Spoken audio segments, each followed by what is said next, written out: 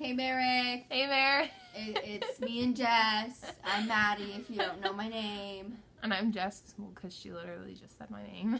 All right, well, we're going to read Rip Van Winkle. Get ready for awesomeness. Okay.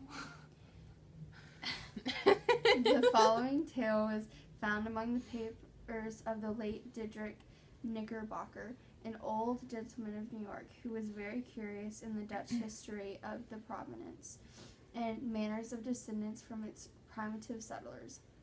His historical researchers, however, did not lie so much among books as among men, for the former were lamentably scanty on his favorite topics, whereas he found the old burghers and still more their wives rich in the legendary lore, so invaluable to true history.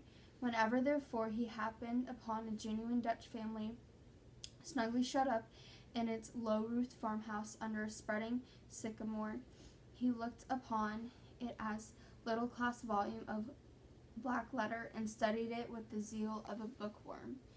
The result of all of these researches was a history of the province during the reign of Dutch governors, which he published some years since.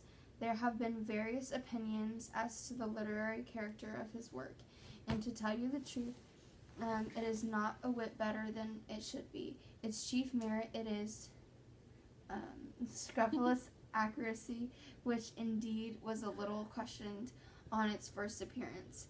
He has since been completely established, and it is now admitted into historical collections as a book of unquestionable authority. The old gentleman died shortly after the publication of his work, and now that he is dead and gone, it cannot do much harm to his memory to say that his time might have been better employed in the waiter labors. He, however, was apt to ride his hobby his own way, and though it did not, and then kick up dust a little in his eyes of his neighbors, grieved the spirit of some friends, from whom he felt truest difference in affection. Yet his errors and follies and remembered more in sorrow than in anger, and it begins to be suspected that he never intended to injure or offend. But however his memory may be appreciated by critics, it is all held dear by many folks, whose good opinion is well worth having, particularly by certain biscuit bakers, who have gone so far as to imprint his likeness to their New Year cakes, and have thus given him a chance for immortality almost equal to the being stamped on Waterloo medal or Queen Anne's farthing. Whoever has made a voyage up the Hudson must remember the Catskill Mountains. They are dismembered branch of the great Appalachian family, and are seen away to the west of the river, swelling up to noble height and lording it over the surrounding country.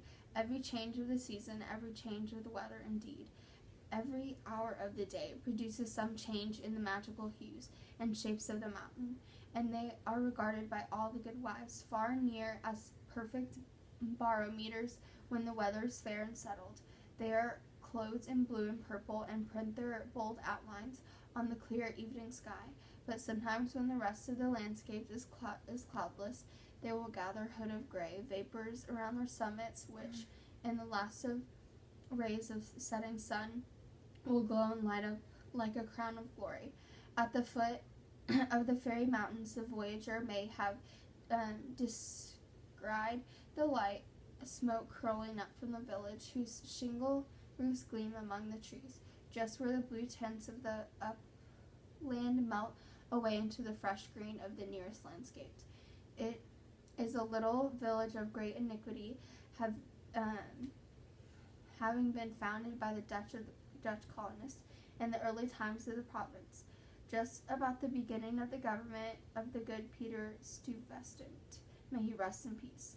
And there were some of the houses of the original settlers standing within a few years, built of small yellow bricks brought from Holland, having latticed windows and gable fronts surmounted with weathercocks. Okay, now it's my turn. in that same village, and in one of these very houses, which, to tell the precise truth, was sadly time worn and weather beaten. There lived many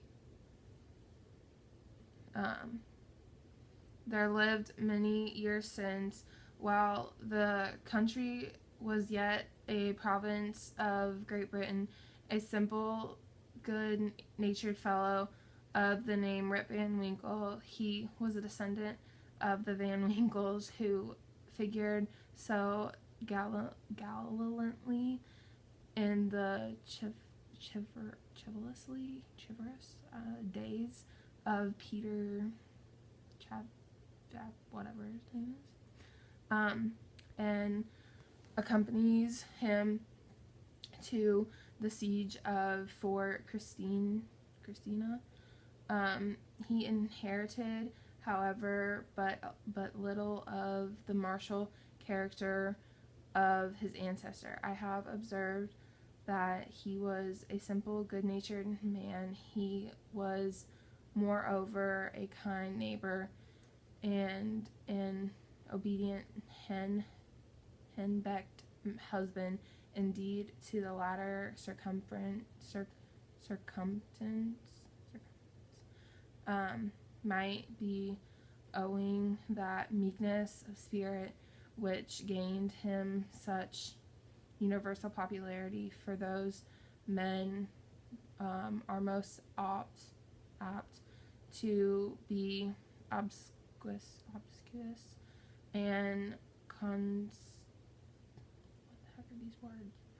and broad, who are under the discipline of shoes at home. Their tempers, doubtless, are rendered plain and malleable in the fiery furnace of domestic tribulation, and a certain lecture is worth all the sermons in the world for teaching the virtues of patience and long-suffering. A termagant wife may, therefore, in some respect, be considered a tolerable blessing, and if so, Rip Van Winkle was thrice blessed. Certain is it that he was a great favorite among all the good wives of the village, who, as usual with a malleable sex, took his part in all family scrabbles, and never failed, whenever they talked those matters over in their evening gossipings, to lay all the blame on Dom Van Winkle. There, the child of the village too, would shout with joy whenever he approached. He assisted at their sports, made their playthings, taught them to fly kites and shoot marbles, and told them long stories of ghosts, witches, and Indians. Whenever he went dodging about the village, he was surrounded by troops of them, hanging on his skirts, clappering on his backs, and playing 1,000 tricks on him with impunity, and not a dog would bark at him throughout the neighborhood. The great error in Rip's composition was insuperable aversion to all kinds of profitable labor, and could not be from the want of assiduity or perseverance, for he would sit on the wet rock with the rod as long and as heavy as a Tartar lance and fish all day without a murmur, even though he should not be encouraged by a single nibble. He would carry a fully piece on his shoulder for hours together, trudging through the woods and swamps and up a hill and down dale to shoot a few squirrels and or wild pigeons. He would never refuse to assist a neighbor, even in the roughest toil, and was the foremost man at all the country frolics, for husking Indian corn or building stone fences. The women of the village too used to employ him to run their errands and to do such little odd jobs as their less obliging husbands would not do for them. In a word, Rip was ready to attend to anybody's business but his own, but as to doing family duties and keeping his farm in order, he found it impossible. In fact, he declared it was of no use to work on his farm. It was the most pestilent little piece of the ground in the whole country. Even everything about it went wrong and would go wrong in spite of him. His fences were continually falling into pieces. His cows would either go astray or get among the cabbages. Weeds were sure to grow quicker in his fields than anywhere else. The rain always made a point of setting in just as he had some outdoor work to do, so that though his patrimonial estate had dwindled away under his management acre by acre until there was little more left to do than a mere patch of Indian corn and potatoes. Yet it was the worst conditioned farm in the neighborhood.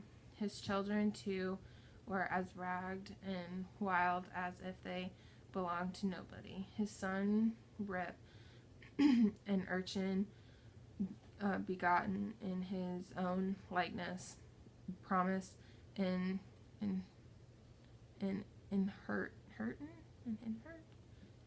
inherit the habits with the old clothes of his father. He was generally seen trooping like a colt at his mother's heels, equipped in a pair of his father's cast-off galligans, which he had much ado to hold up with one hand, as a fine lady does her train in bad weather. Rip Van Winkle, however, was one of those happy mortals of foolish, well-oiled dispositions who take the world easy, eat white bread or brown, whichever can be got with least thought or trouble, and would rather starve on a penny than work for a pound. If less to himself, he would have less whistled life away in perfect contentment, but his wife kept continually dinning in his ears about his idleness and his carelessness and the ruin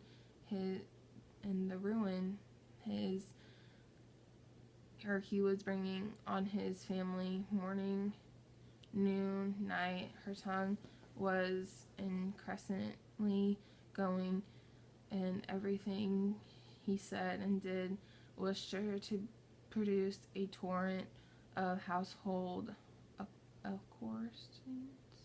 Rip had but one way to reply to all the lectures of the kind, and that but frequent use had grown into a habit. He shrugged his shoulders, shook his head, cast up his eyes, and said nothing. But said nothing. This, however, always provoked a fresh volley from his wife, so that he was fain to draw off his forces and to take to the outside of the house, the only side which in truth belongs to the henpecked husband. Rip's sole domestic Rip's sole domestic adherent was his dog Wolf, who was and much henpecked as his master, for Dame Van Winkle regarded them as companions in idleness, and even looked upon Wolf with an evil eye, as the cause of his master's going so often astray. True it is, in all the points of the spirit befitting an honorable dog, he was courageous and an animal as ever scoured the woods. But courage can withstand the ever-during and all-besetting terrors of woman's tongue. The moment Wolf entered the house, his crest fell. His tail drooped to the ground, or curled between his legs. He sneaked about with gallows air, casting many sidelong glances at Dame Van Winkle, and at the least flourish of the broomstick or ladle, he would fly to the door with yelping precipitation. Times grew worse and worse with Rip Van Winkle as years of matrimony rolled on. At tart temper never mellows with age, and sharp tongue is only edged tool that grows keener with the constant use. For a long while he used to console himself, when driven from home, by frequenting a kind of perpetual club of the sages, philosophers, and other idle personages of the village, which held its sessions on the bench before Small Inn, designated by the rubicund portrait of His Majesty George III. Here they used to sit in the shade through the long, lazy summer's day, talking listlessly over the village gossip, over telling endless sleep stories about nothing. But it would have been worthy any statesman money to have heard the profound discussions that sometimes took place when by chance an old newspaper fell into their hands from some passing traveler. How solemnly they would listen to the contents as drawled out by Derek Van Bummel, the schoolmaster, a dapper little man who was not daunted by the most gigantic word in the dictionary, and how sagely they would deliberate upon public events some months after they had taken place. The opinions of this junta were completely controlled by Nicholas Vedder, a patriarch of the village and landlord of the inn, the door of which he took his seat from morning till night, and from moving sufficiently to avoid the sun, and keeping in the shade of a large tree, so that the neighbors could tell the hour by his movements as accurately as by a sundial. It is true, he was rarely heard to speak, but smoked his pipe incessantly. His adherence, however, for every great man has adherents. Perfectly understood and knew how to gather his opinions. When anything that was read or related displeased him, he would observe to smoke his pipe vehemently and to send forth short, frequent and angry puffs, but with pleas he would inhale the smoke slowly and tranquilly, and emit it in light and placid clouds, and sometimes taking the pipe from his mouth and letting fragrant vapor curl about his nose, and would gravely nod his head in token of perfect approbation. From even the stronghold, the unlucky Rip was length routed by his termagant wife, who would suddenly break in upon the tranquillity of the assemblage and call the members all to naught. Nor was the august personage Nicholas Vender himself, and sacred from the daring tongue of his terrible virago, who charged him outright with encouraging her husband and the inhabitants of the idleness. Poor Rip was at least reduced almost to despair, and his only alternative to escape from the labor of the farm clamor of his wife was to take a gun and escape from the labor of the farm and clamor and stroll away into the woods. Here he would sometimes seat himself at the foot of the tree and share the contents of his wallet with Wolf, with whom he sympathized as a fellow sufferer in the persecution. Poor Wolf, he would say, thy mistress leads the dog's life of it, but never mind. My lad was sold, I live, thou shalt never want a friend to stand by thee. Wolf would wag his tail, look wistfully in the master's face, and if dogs can feel pity, I verily believe he reciprocated the sentiment with all his heart. In long ramble of the fine autumnal day, Rip had unconsciously scrambled to one of the highest parts of the Catskill Mountains. He was after his favorite sport in squirrel shooting, and still solitudes had echoed and re-echoed with the reports of his gun. Panting and fatigued, he threw himself late in the afternoon. A green knoll covered with the mountain, herbage and crowd by the barrow of the precipice from an opening between the trees. He could overlook the lower country of many of rich woodland. He saw a distant and lordly Hudson far below him, moving on its silent but majestic course with the reflection of a purple cloud or the sail of a lagging bark. Here, there sleeping on its glassy bosom, at last losing itself in the blue highlands. On the other side, he looked down into the deep mountain glen, wild, lonely, and shagged, the bottom filled with fragments from the impending cliffs, and scarcely lighted by the reflected rays of the setting sun. For some time, Rip, laying musing on this scene, evening was gradually advancing. The mountains began to throw their long blue shadows over the valleys. He saw it would be dark long before he would reach the village, and heaved as a heavy sigh when he thought encountering the terrors of Dame Van Winkle. As he was about to descend, he heard a voice from the distance hooting, "Rip Van Winkle, Rip Van Winkle." He looked around, but could see nothing but a crow winging its solitary flight across the mountain. He thought his fancy where's it at? Oh, he saw thought his fancy must have deceived him, and turned away again to descend when he heard the same cry ring through the still evening air. "Rip Van Winkle, Rip Van Winkle." At the same time, Wolf bristled up his back, and giving a low growl, skulked to his master's side, looking fearfully down into the glen. Rip now felt a vague apprehension stealing over him. He looked anxiously in the same direction and perceived a strange figure slowly toiling up the rock and bending under the weight of something he carried on his back.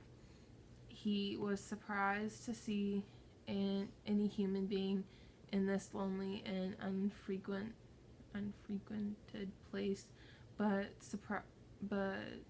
supposing it to be someone of the neighborhood in need of his assistance, he hesitant down to yield it. On the nearer approach, he was still more surprised at a single quantity of the stranger's appearance. He was a short, square-built old fellow with a thick, bushy hair and a grizzly beard. His dress was of antique Dutch fashion, a cloth jerkin strapped round his waist, several pair of breeches, the outer one of ample volume, decorated with rows of bottoms down the side and bunches at the knees. He bore on his shoulders a stout keeg that seemed full of liquor, and made signs for Rip to approach and assist him with the load. Though rather shy and distrustful of this new acquaintance, Rip complied with his usual audacity,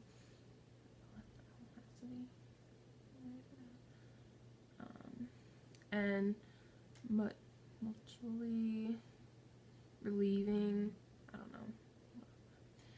one another, they clambered up the narrow gully, apparently the dry bed of the mountain torrent.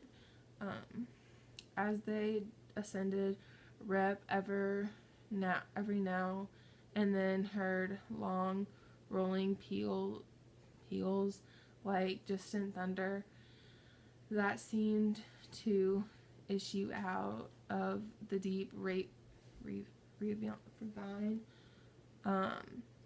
or rather cleft between lofty rocks towards which their rugged path conducted. He paused for an instant, but supposing it to be the muttering of one of those transient thunder showers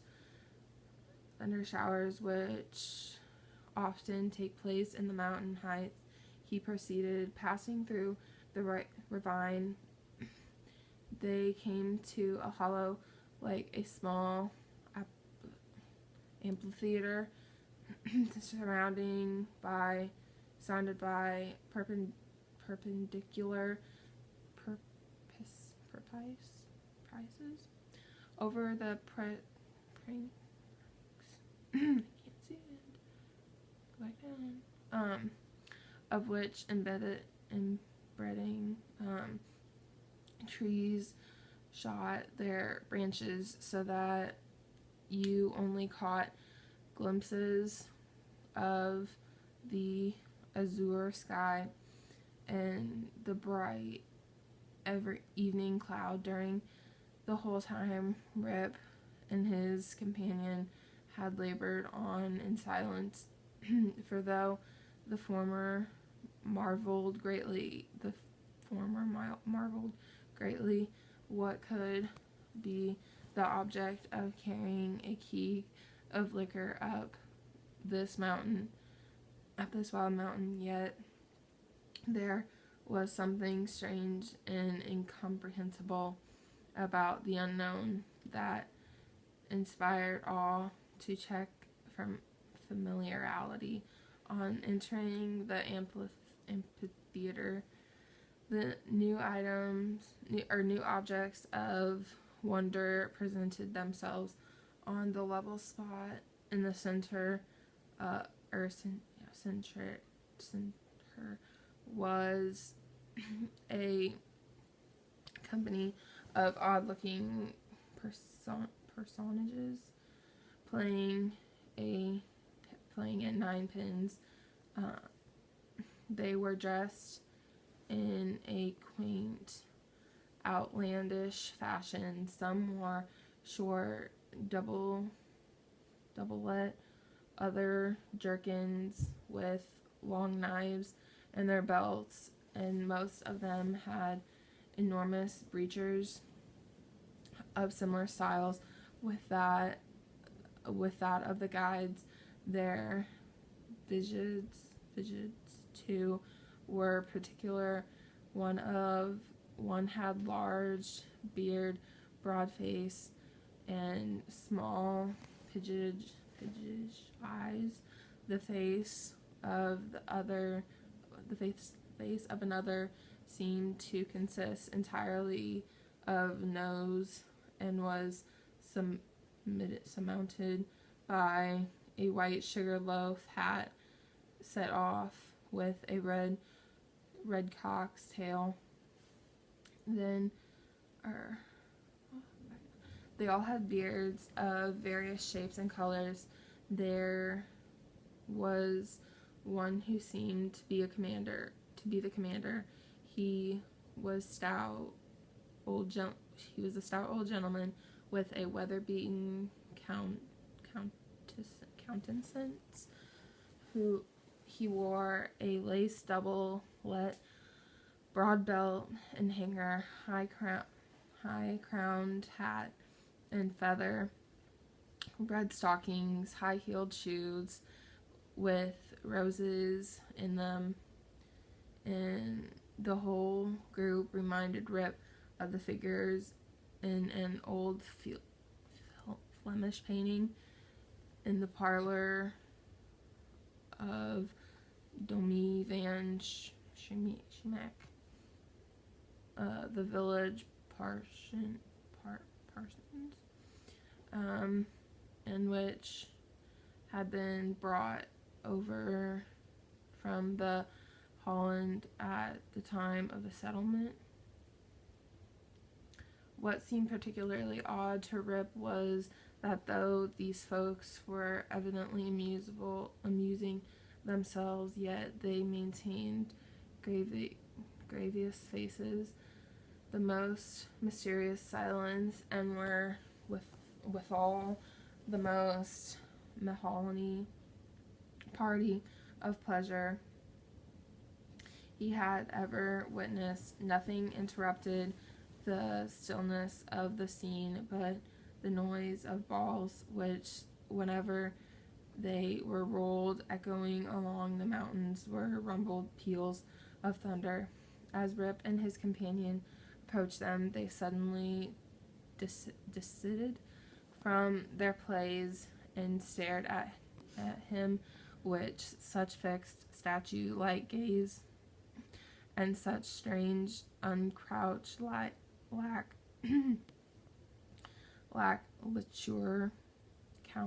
countenance that his heart turned within him and his knees smote together.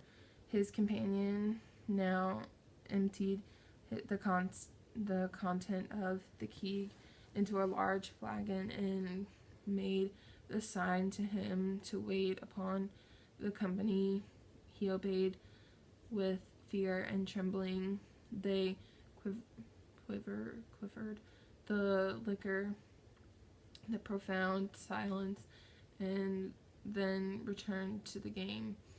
By degrees, Rep's awe and apprehension subsided, and even ventured, when no eye was fixed upon him, to taste the beverage, which he found had much of a flavor of excellent Hollands. He was naturally a thirsty soul, and was soon tempted to repeat the draught. One taste provoked another, and he recreated his visit to the flagon so often that at length his senses were overpowered.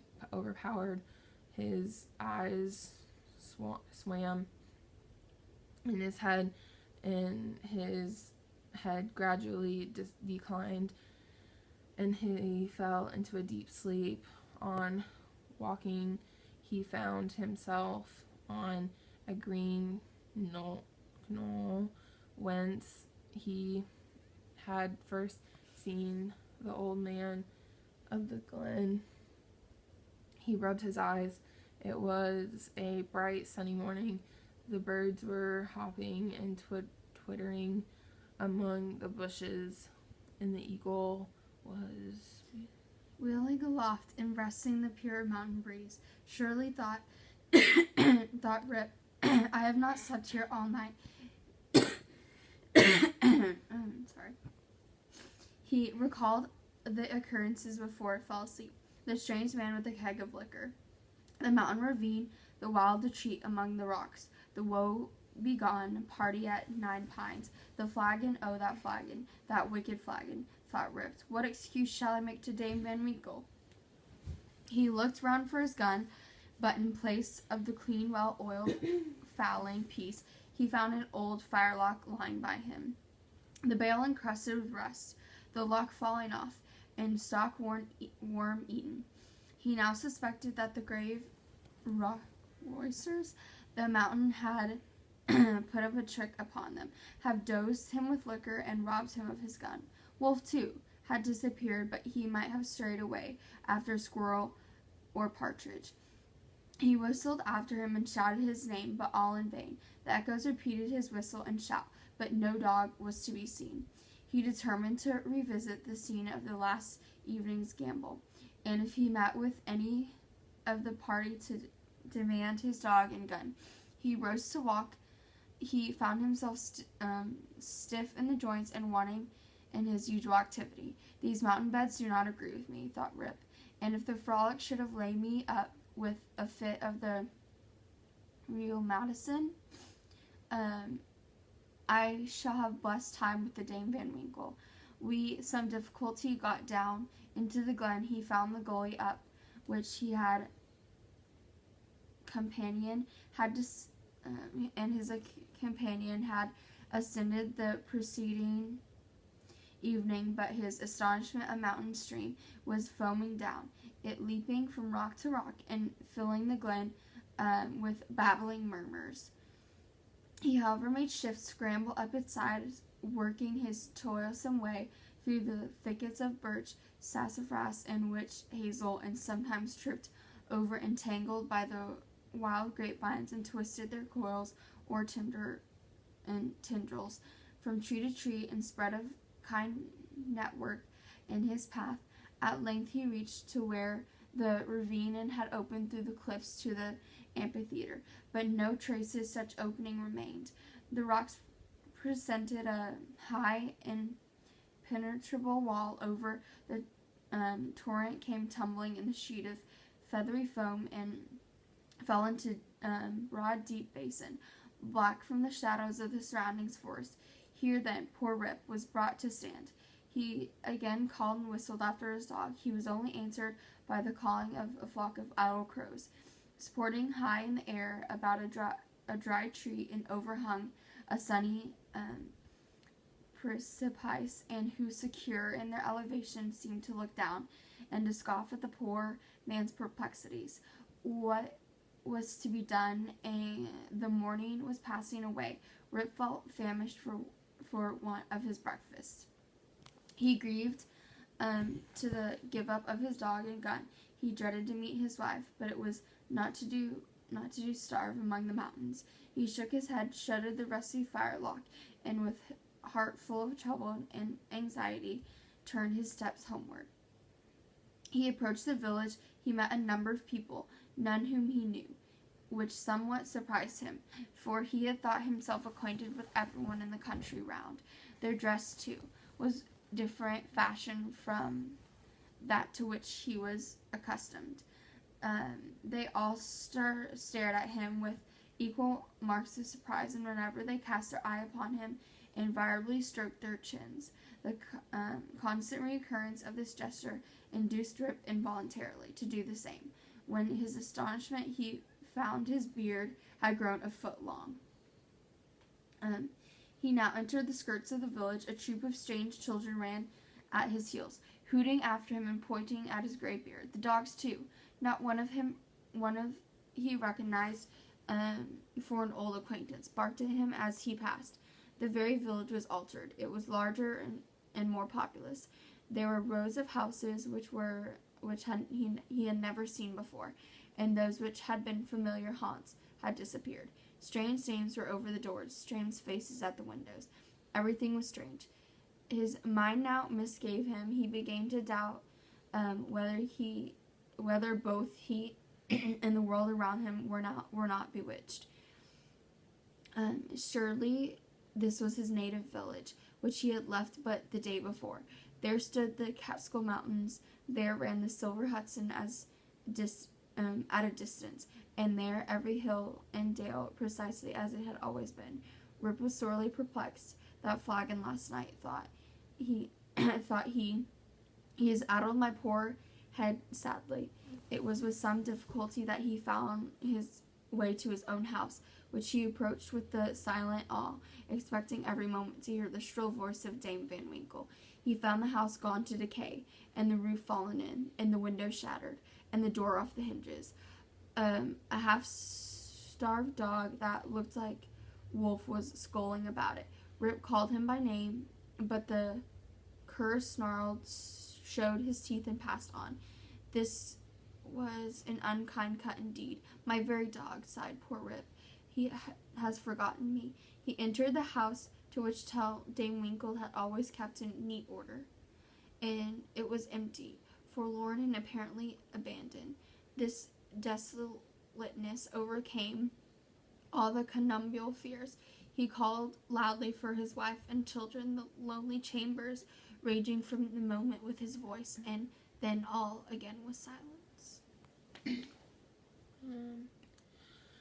He now hurried forth and hastened to his old resort, the village inn, but it too was gone. The large, rickety wooden building stood in its place with great gaping windows, some of them broken and mended with old hats and petticoats, and over the doors was painted the Union Hotel by Jonathan Doolittle instead of the great tree that used to shelter the quiet little Dutch inn of yore.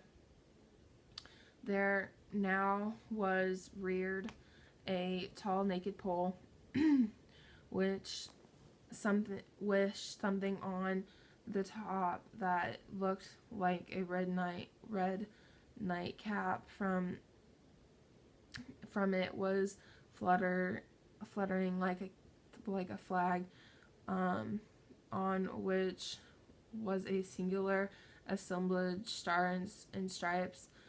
All of this was strange and incomprehensible.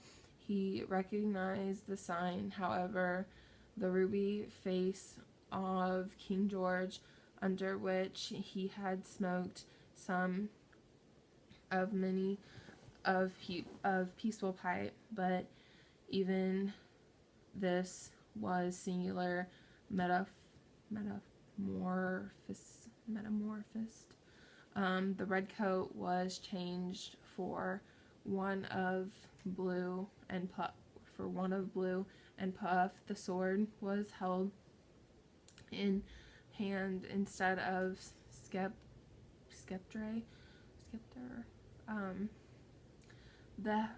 The head was decorated with a cocked hat, and underneath the painting was a large character, General Washington.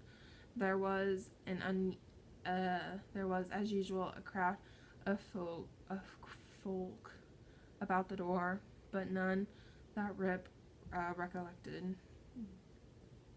The very character of people seemed changed. There was a busy, bustled, tone about it, instead of accustomed, and drowsy tranquility. He looked in vain for the sage Nicholas Vedder, with his broad face, double chin, and fair long pipe, utter clouds of tobacco smoke instead of idle speeches or Van Bummel, the schoolmaster, dueling forth the content of the ancient paper in the place of these a lean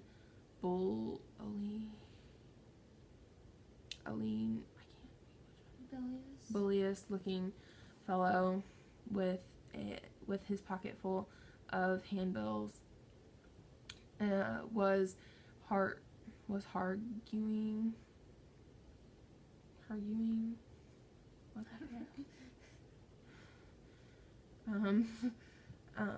vehemently about rights of citizens, elections, members of Congress, liberties, Bunkers Hill, heroes of 76,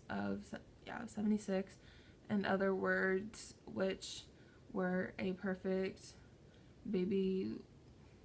Babylonish jargon to bewildered Van Winkle. The appearance of Rip with his long grizzly beard, was his rusted fully piece of uncrouched dress, and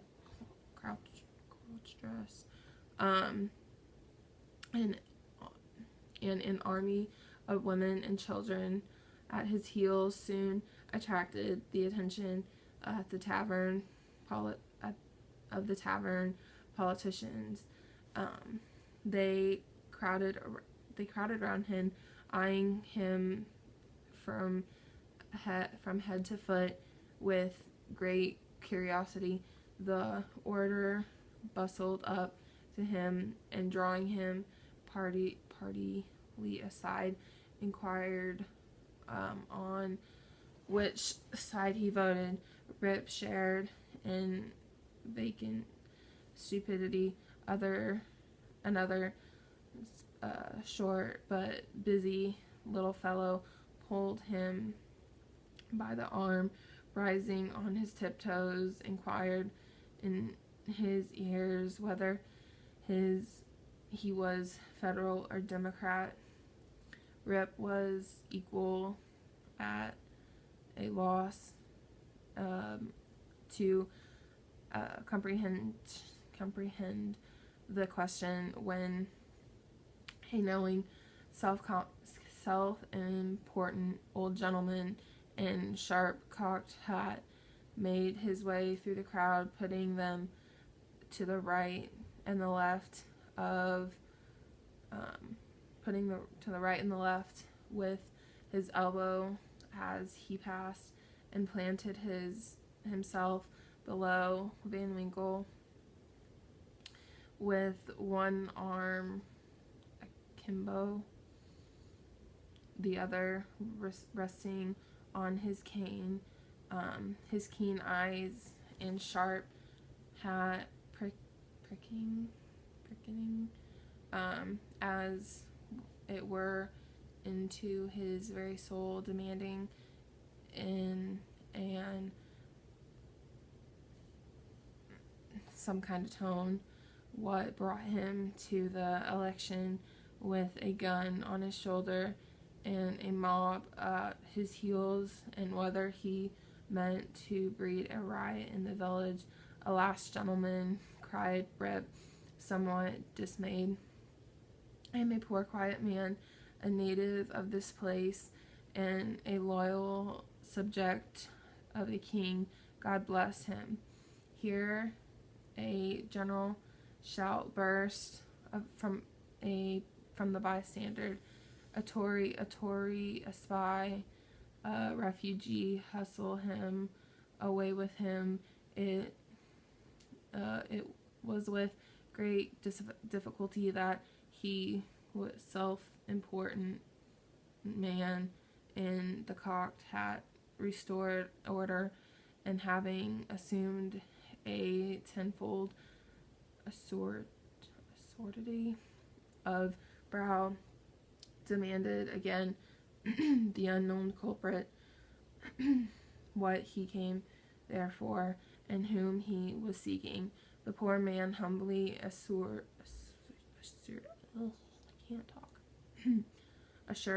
him that he meant no harm, but merely came there in search of some of his neighbors who used to keep about the tavern. Well, who are they? Name them. Rip bethought himself a moment and inquired, "Where's Nicholas Vedder?" There was a silence for a while, when an old man replied in a thin, piping voice, "Nicholas Vedder? Why, he's dead and gone these 18 years. There was a wooden tombstone in the churchyard that used to tell all about him, but it was rotten and gone too. Where's Brom Dotcher?"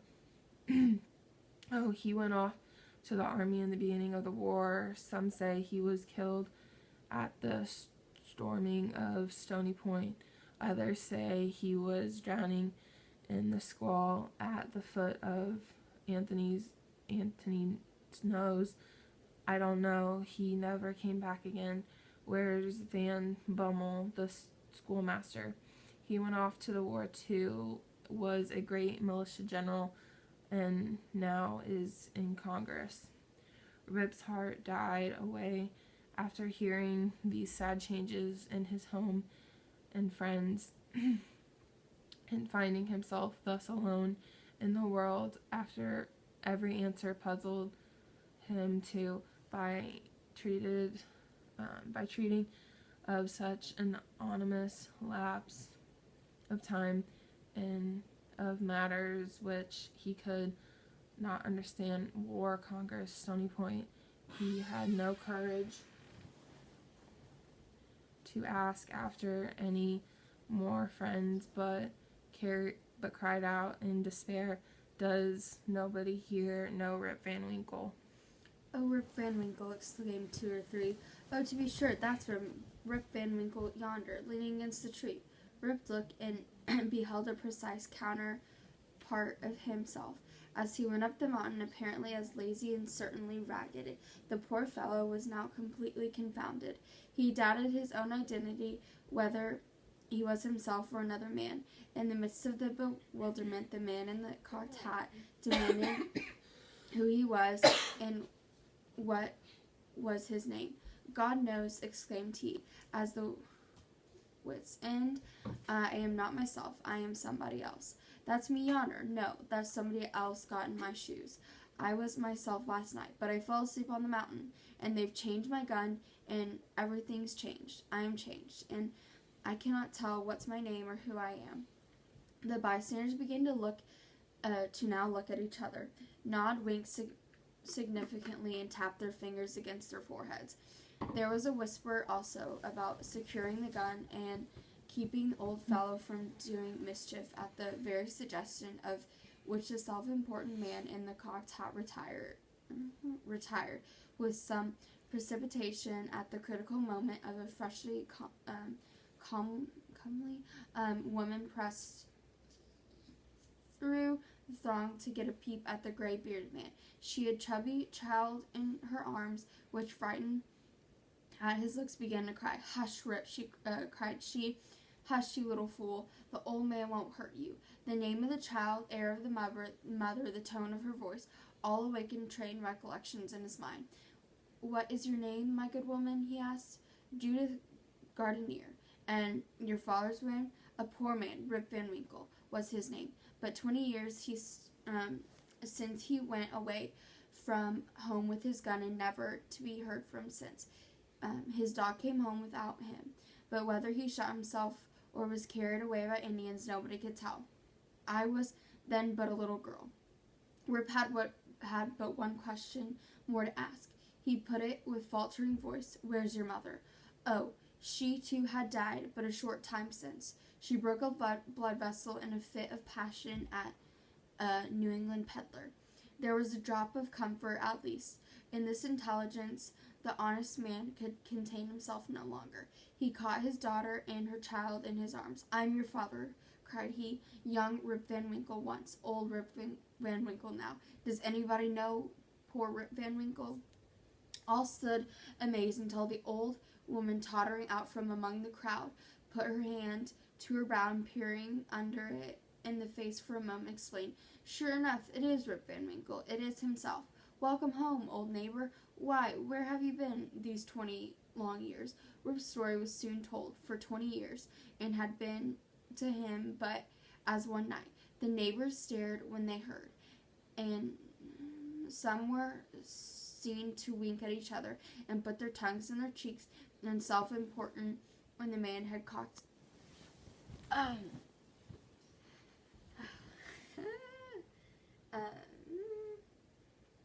that was I know you stopped with man, if that helps.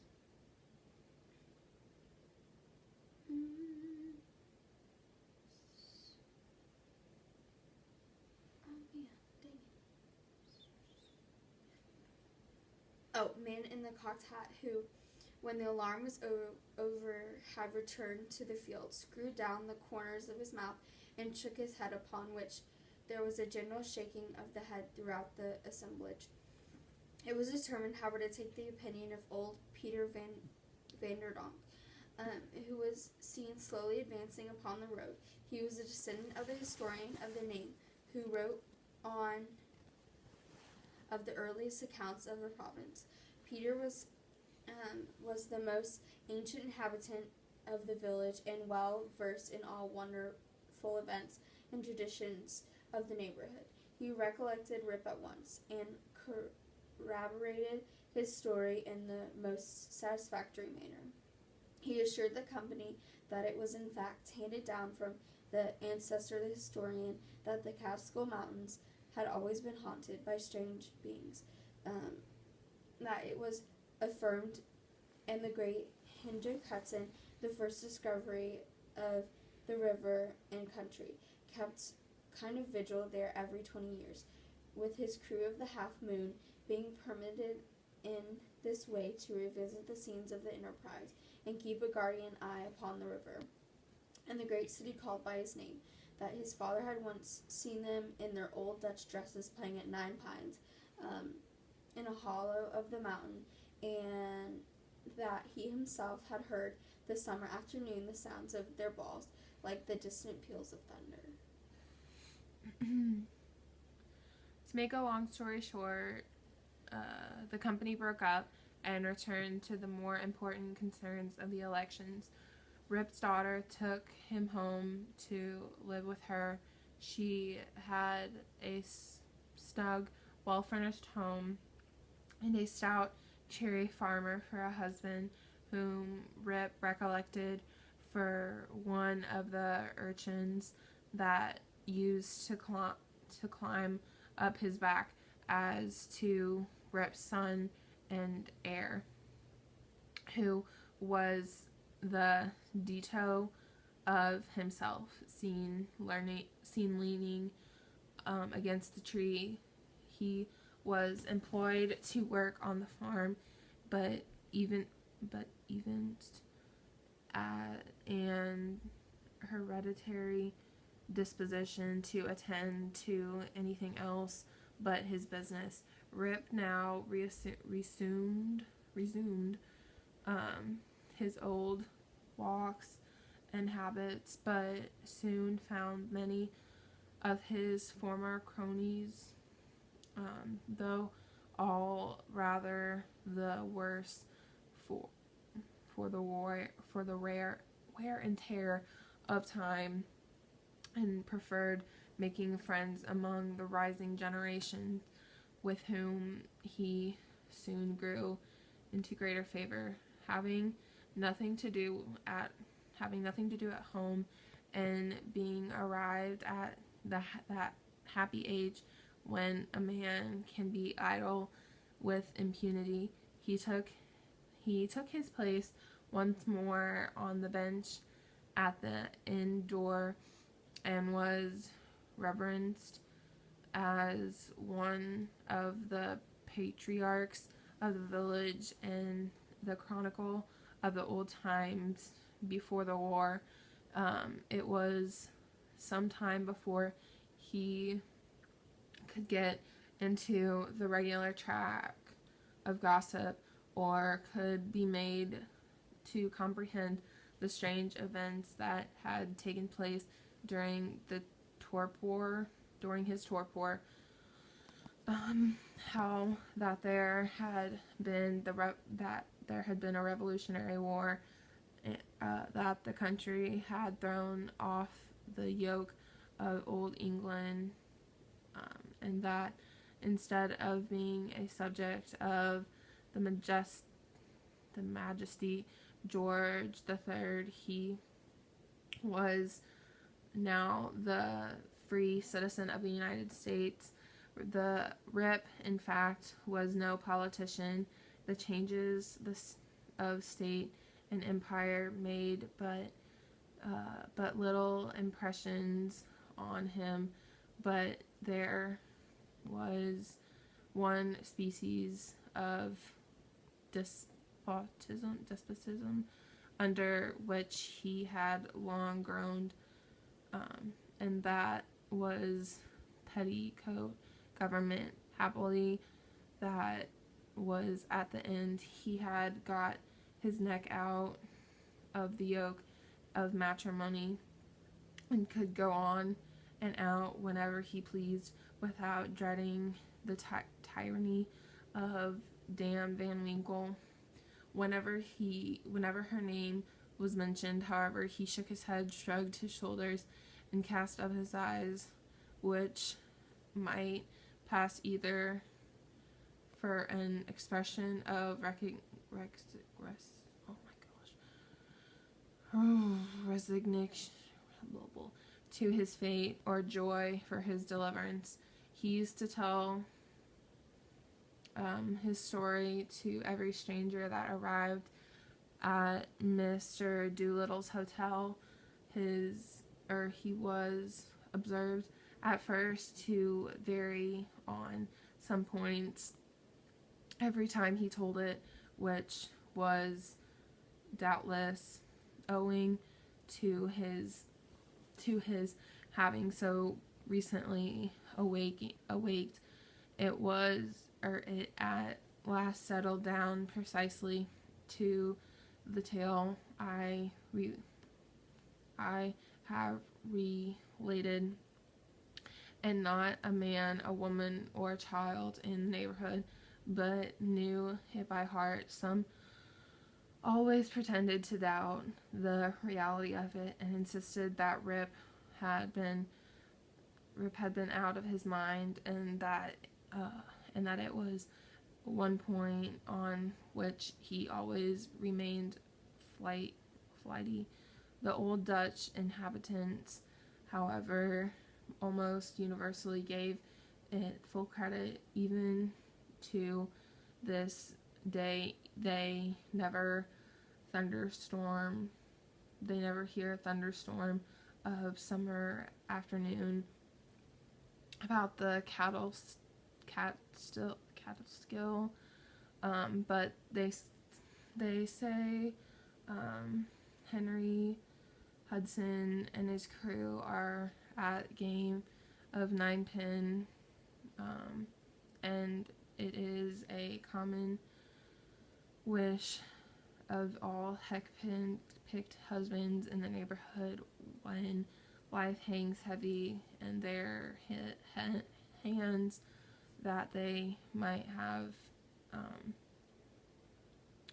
quieted drought out of Rip Van Winkle's flagon. I don't think I have to read that part.